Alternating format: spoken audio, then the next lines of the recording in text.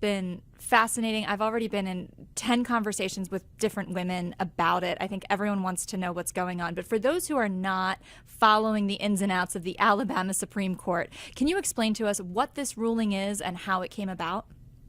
Sure. So what happened here is that two couples who had used a fertility clinic in Alabama for in vitro fertilization IVF services had stored embryos that were being stored in a freezer in the embryo lab at this fertility center.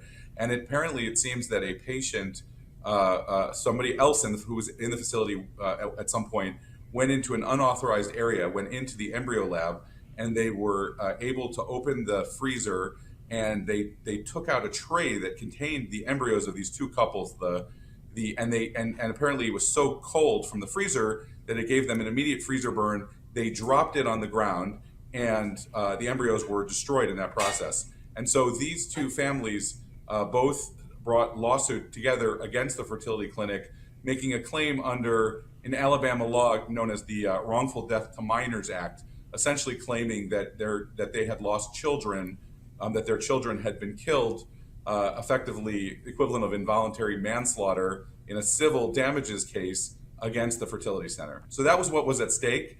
And the lower courts said, no, this law doesn't apply. There's a big difference between the death of a minor, a child, or an infant, and an embryo. But the Supreme Court of Alabama disagreed and said this is absolutely a life equivalent to a child. The fact that it was, in the words of the court, extrauterine, meaning that it was not born, it was not in a uterus, it was not developed into any level of fetal development beyond a few days, which is what the fertility centers had claimed, was sufficient to make it a life. So this is a really radical decision. It's the first time an American court, a Supreme Court in any state, has taken the position that an embryo is no different than a life. It has profound implication, right?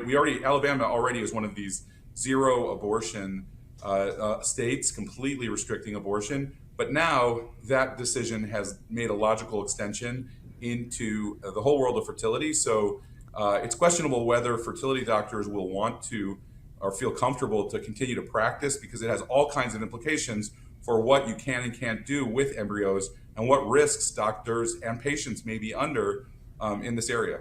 I want to get into those implications, but the first question that comes to my mind is twofold. One of which is, did scientists or doctors testify during this process? Like, have we heard from the medical community about how they think of this ruling?